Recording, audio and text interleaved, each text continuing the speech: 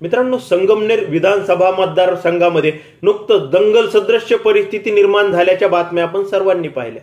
मग अनेक ठिकाणी जाळपोळ झाली, गाड्यांना जाळण्यात आलं, गाड्यांची तोडफोड करण्यात आली आणि अनेक दुकानांवर दगडफेक झाल्याच्या देखील बातम्या आपल्यापर्यंत पोहोचलेल्या आहेत। मग असं ते कोणतं वक्तव्य होतं ज्यामुळे हे सर्व घडलं, तर त्याची व्हिडिओ क्लिप या व्हिडिओत मी पुढे तुम्हाला दाखवणार आहे। परंतु पार्श्वभूमी समजून घेऊया की नक्की काय घडलं होतं। हे जे वक्तव्य केलं एका ज्येष्ठ व्यक्तीकडनं हे वक्तव्य करण्यात आलेलं आहे, ते त्यांच्या वयाला शोभणार आहे का? अरे म्हणजे तुम्ही त्या कार्यक्रमाचे अध्यक्ष आहात, अध्यक्ष भाषणामध्ये तुम्ही अशा गलिच्छ किती खालच्या पातळीवरती बोलतायत। त्यांच्या वयाला शोभणार नाही, कोणालाच शोभणार नाही येते। देशमुख तसं थोरात विरोधक राहिलेले आहे, मात्र ह्या पातळीवर जाऊन ते टीका करतील असं कधीच अपेक्षित केलं नव्हतं। एका महिलेविषयी बोलतायत ते जे बोलले आहेत हे बरोबर आहे, ते विरोधक राहिलेले आहेत, पण विरोधकाला पण एक पातळी असते। त्या एवढ्या खालच्या पातळीवरती जाऊन तुमच्या मुलीच्या, तुमच्या नातीच्या वयाच्या मुलीबद्दल तुम्ही असं बोलताय, ते त्यांना शोभणार नाही। मग लोकसभेमध्ये डॉक्टर सुजय विखे पाटील आणि निलेश लंके अशी लढत झाली आणि त्यामध्ये डॉक्टर सुजय विखे पाटील यांचा पराभव झाला आणि मग त्यांनी ठरवलं की संगमनेर विधानसभेमध्ये जाऊन त्यांना विधानसभा लढवायची आहे आणि मागील कित्येक दिवसांपासून ते तयारीला लागलेले आहेत। संगमनेरमध्ये त्यांचे दौरे हे सातत्याने होत असताना आपण सर्वजण पाहतो आणि मग विधानसभा निवडणुकीच्या प्रचाराचा भाग म्हणून मग संगमनेर विधानसभा मतदारसंघामधील धांजरफळ या गावी डॉक्टर सुजय विखे पाटील यांनी एक युवा संकल्प मेळावा आयोजित केला होता आणि त्या मेळाव्याला मग त्या गावामधीलच भाजपचे ज्येष्ठ नेते वसंत देशमुख यांना अध्यक्षपद देण्यात आलं होतं आणि मग सायंकाळचा कार्यक्रम होता। कार्यक्रम सुरू झाला, मग अनेक वक्ते बोलले आणि त्यामध्येच मग वसंत देशमुख यांनी काही वक्तव्य केली। ती वक्तव्य अतिशय आक्षेपार्ह होती।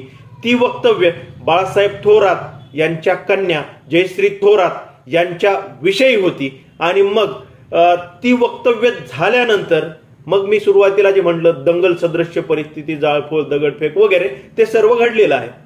मग सुरुवातीला पाहू की वसंत देशमुख नक्की काय म्हणाले, पाहतो व्हिडिओ।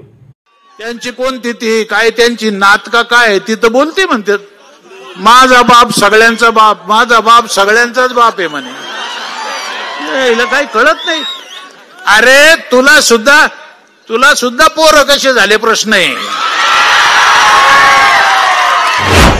आपल्या कन्येला समजवा, आपल्या कन्येला समजवा, नाहीतर मग आम्ही इलेक्शन काळात मैदानात उतरलो तर तुमची मुलगी घराच्या बाहेर पडू शकणार नाही।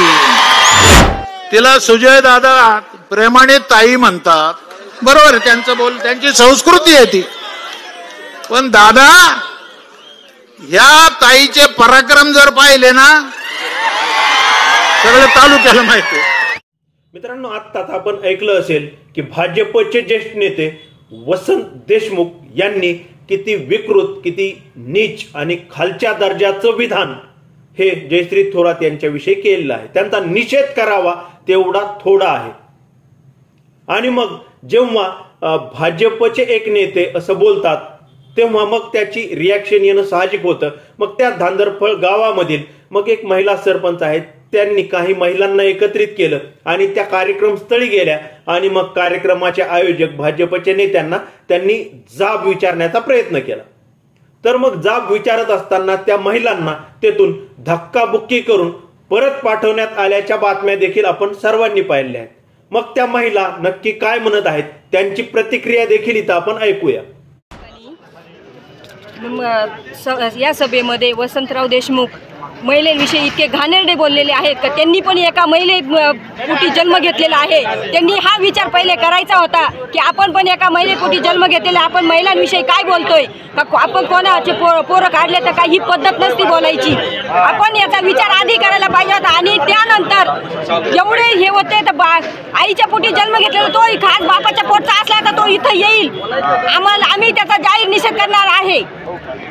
त्यांनी इथं हजर झालं पाहिजे। तो भर सभेमध्ये बोलला आम्ही कुठेही जाणार नाही, आम्ही जाहीर निषेध करणार आहोत, त्यासाठी त्यांनी इथं आणि त्याला अटक झाल्याशिवाय आम्ही सोडणार नाही। मग मित्रांनो, गावामधील महिलांची प्रतिक्रिया ऐकल्यानंतर मग ती हळूहळू बातमी संपूर्ण गावभर पसरली आणि मग काही युवक तिथं जमा झाले आणि मग तो कार्यक्रम संपून गेल्यानंतर मग त्या स्टेजचा ताबा त्या युवकांनी घेतला आणि मग तिथं प्रचंड मोठी घोषणाबाजी केली. त्याचा देखील व्हिडिओ आपण इथं पाहूया. समाजगिराचं करायचं काय? फुड्याचं करायचं काय? बिनबुडाच्या गाडग्याचं करायचं काय? येण्याचं करायचं काय? या विकाऊचं भाड्याचं करायचं काय? आणि या सुपारी बाजाराचं करायचं काय? आणि या भाडोत्रीचं करायचं काय? आणि या भाडोत्रीचं करायचं काय? त्याला आई बाबाची इज्जत नाही, त्याला महिला भगिनींचा मान सन्मान समजत नाही. लेख लाडकी योजना म्हणतात आणि या स्टेजवर एका महिलेचा इज्जतीविषयी बोललं जातं. त्याचा जाहीर निषेध. मग मित्रांनो, तेथील युवकांनी अशा प्रकारे घोषणाबाजी केल्यानंतर मग हा सर्व जमाव हा वाढत गेला. मग त्यापैकी काही जमाव हा पोलीस स्टेशनकडे गेला आणि काही जमाव हा मग जाळपोळ, दगडफेक अशा पद्धतीने व्यक्त झाला. आणि मग डॉक्टर सुधीर तांबे असतील, स्वतः जयश्री थोरात असतील किंवा अन्य जणांनी मग तिथं पोलीस स्टेशन समोर ठिय्या मांडला आणि रात्री उशिरापर्यंत मग गुन्हे काही पोलीस नोंदवून घेत नव्हते. मग पहाटे कुठेतरी गुन्हे नोंदवून घेतले. 4 गुन्हे त्या कार्यक्रमामधील या वक्तव्यामुळे नोंद झाल्याचं तेथून समजत आहे. आणि मग हे सर्व घडत असताना ही झाली एक घटना एका विधानसभा मतदारसंघापुरती. परंतु मग मी आधी म्हटलं की हे विधान हे विकृत विधान आहे की इतक्या ज्येष्ठ व्यक्तीने अशा पद्धतीचं खालच्या दर्जाचं विकृत विधान करावं, महिलांचा अवमान करणारं विधान करावं, हे खरंच महाराष्ट्राच्या संस्कृतीला शोभणार नाही.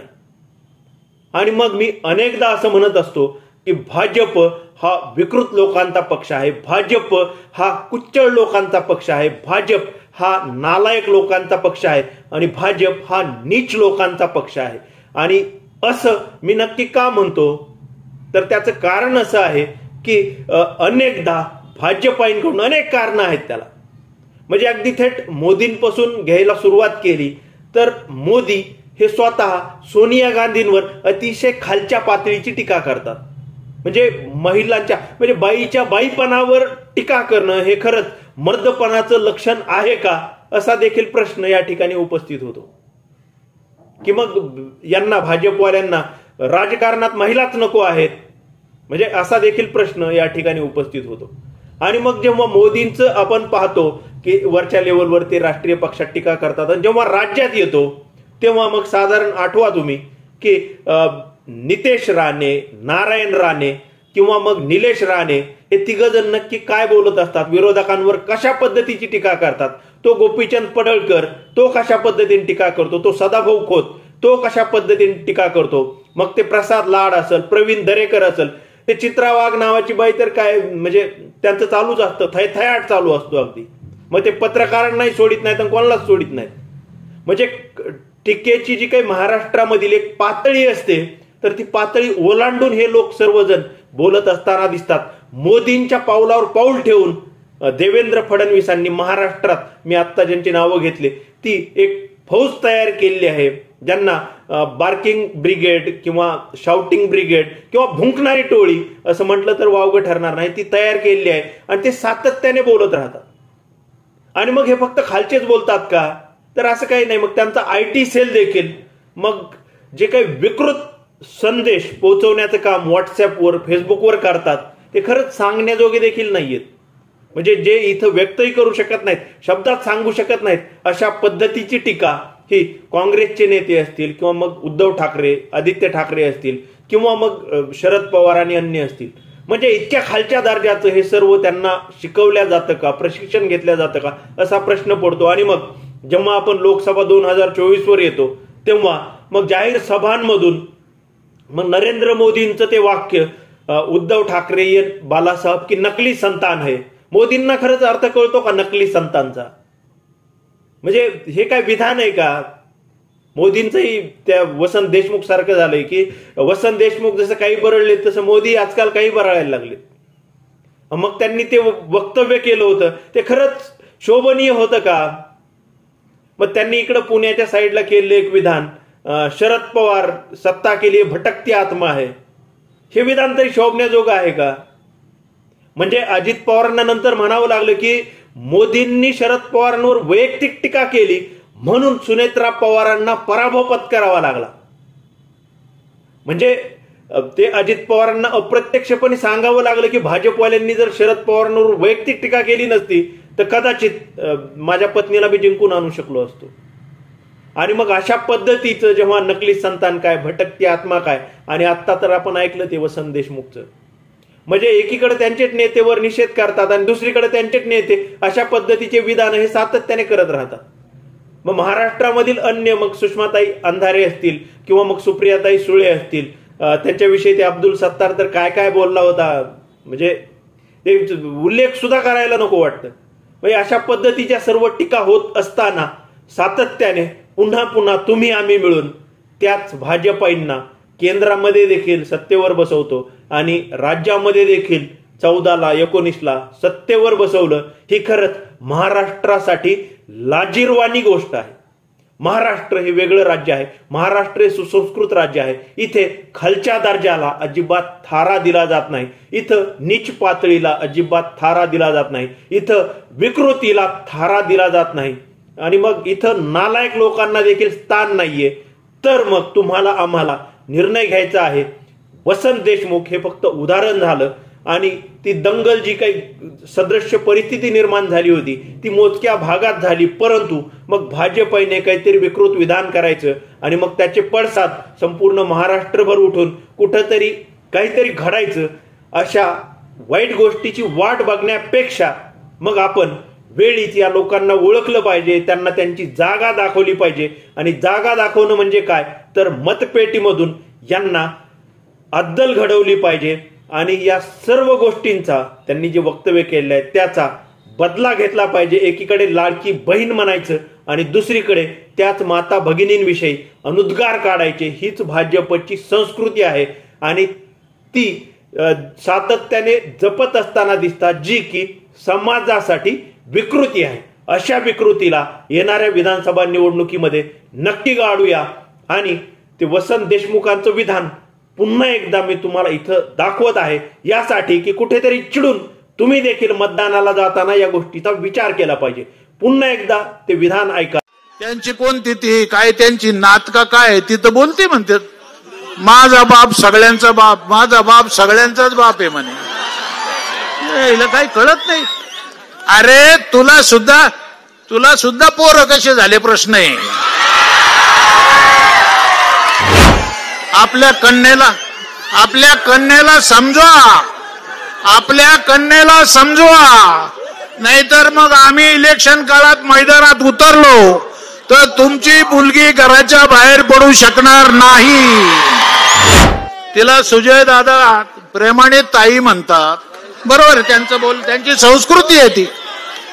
पण दादा ह्या ताईचे पराक्रम जर पाहिले ना सगळं तालुक्याला माहिती. भरपूर कमेंट करा, तुमच्या कमेंटची वाट पाहतो. आजच्या पुरतं एवढं थांबतो. धन्यवाद.